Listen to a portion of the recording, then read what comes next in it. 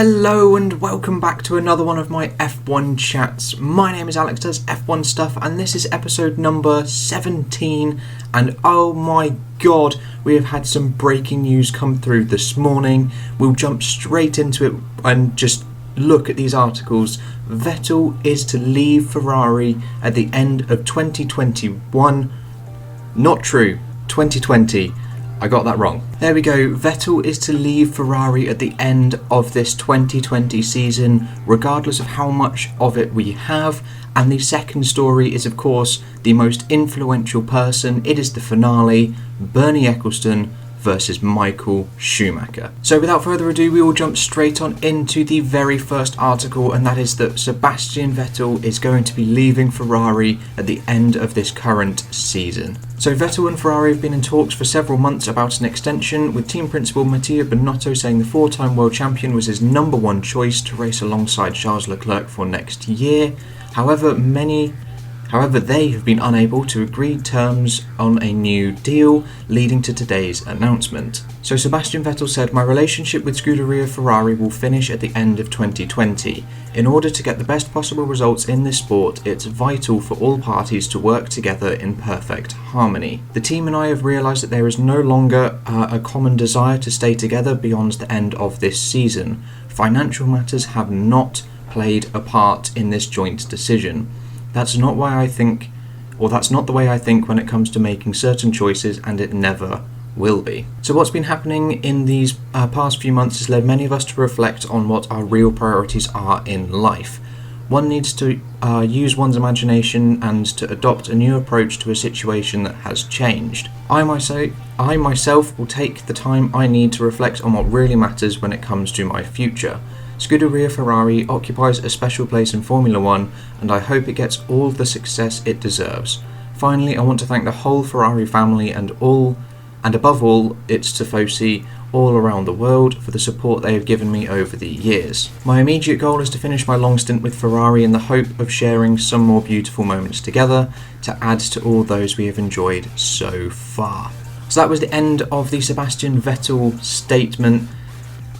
Not too big of a surprise, I must say. But yes, definitely a shock to have such a tangible news story come through under quarantine. I will reflect on this article after.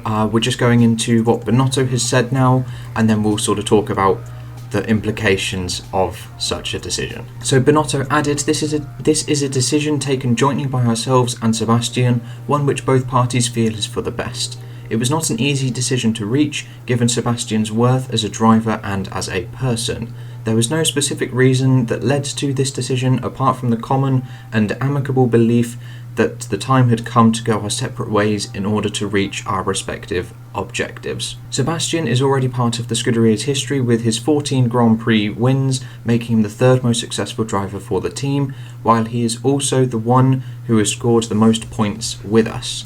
In our 5 years together, he has finished in the top 3 of the Drivers' Championship 3 times, making a significant contribution to the team's constant presence in the top 3 of the Constructors' classification. On behalf of everyone at Ferrari, I want to thank Sebastian for his great professionalism and the human qualities he has displayed over these 5 years, during which we shared so many great moments. And finally, we have not yet managed to win a world title together, which would be a 5th for him, but we believe that we can still get a lot out of this unusual 2020 season. So that was the end of Binotto's bit. There was then just a small little section of some sort of analysis. So Vettel joined Ferrari in 2015, stepping into Fernando Alonso's cockpit with the sole aim of bringing World Championship success back to the Scuderia. However, while Ferrari at times gave him a car to challenge at the top, they were never able to mount a serious, consistent challenge to world champions Mercedes. Charles Leclerc joined the team last year and immediately put pressure on and ultimately came out on top in terms of championship position, wins and poles, raising questions about Vettel's position and future at the team. Ultimately, Vettel and Ferrari couldn't agree a way forward, making this season, when it eventually gets underway, the Germans last with Ferrari. So, what implications does this have? The main takeaway from this is that it is neither saying Vettel is retiring or leaving the sport, or where he's going if he stays in the sport. It's just that he won't be driving for Ferrari next year.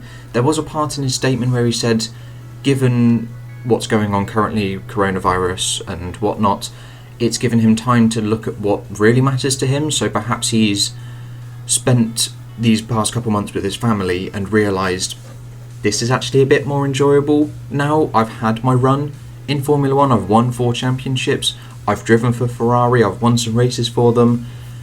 Maybe my time is up. He's been in the sport for 13, 14-ish years.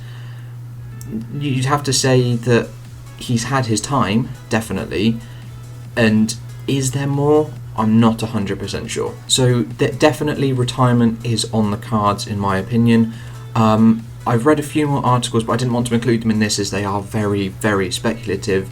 And there is mainly a swap with Carlos Sainz for McLaren. Or at McLaren, which is a bit of an interesting one, but I know Sainz has been allegedly, this is why I don't really like discussing rumours and such, but Sainz has allegedly been in talks with the Scuderia about a drive, but equally so has Ricciardo. But then, if you think about it, Ricciardo definitely spoke to McLaren when he was about to leave Red Bull in 2018, so if Sainz did go to Ferrari, Ricciardo would then come to McLaren, and then Renault would probably take Zhou or Lundgaard from F2 and bring them up alongside Esteban Ocon. So we could still see some musical chairs. Obviously, there is still Lewis Hamilton up for debate. He himself has signalled that there is no desire to leave Mercedes.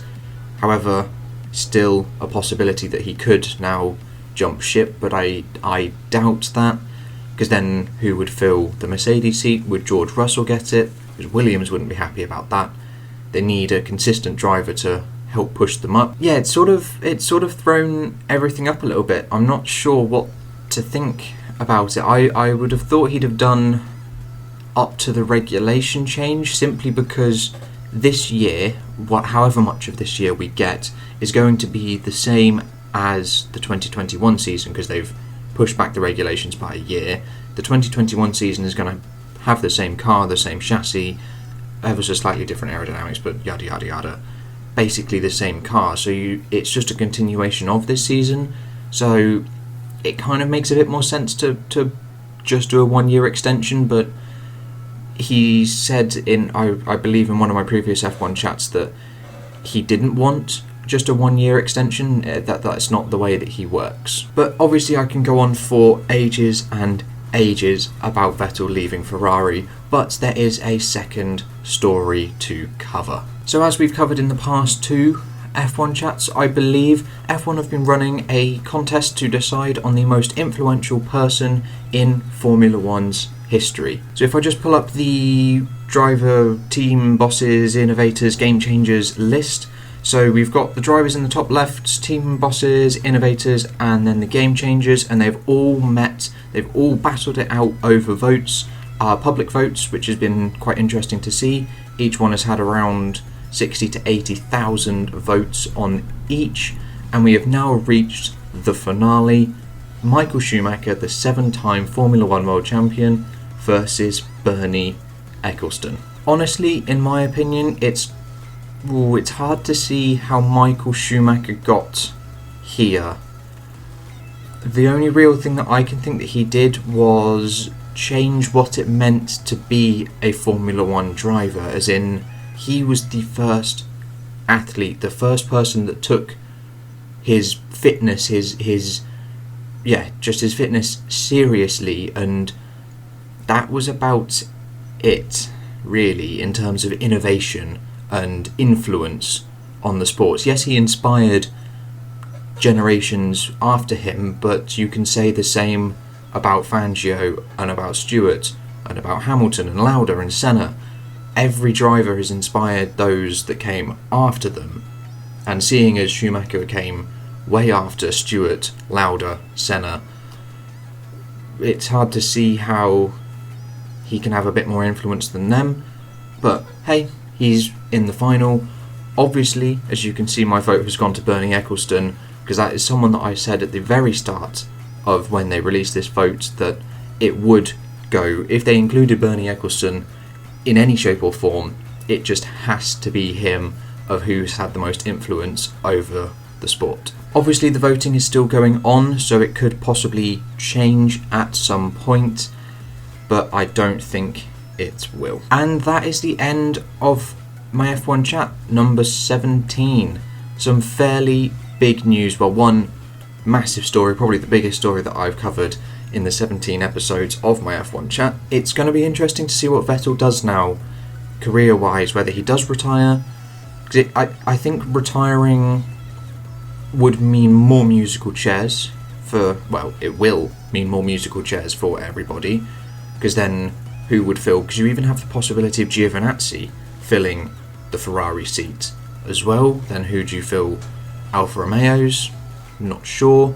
Possibly Correa, maybe someone else, I'm not sure. Then, yeah, whereas if he does stay in the sport, we could just see a driver swap with Sainz and McLaren, because I know I've heard rumours that he's talking to McLaren, but we'll just have to wait and see. And as for the most influential person, that has actually been a incredible thing to run that Formula 1 have done. We need more of that, like, engaging votes on stuff. It's actually really interesting. So that is all I've got for you today, guys, and thank you so much for watching, and I will catch you in the next video with whatever I decide to make. I'll see you then.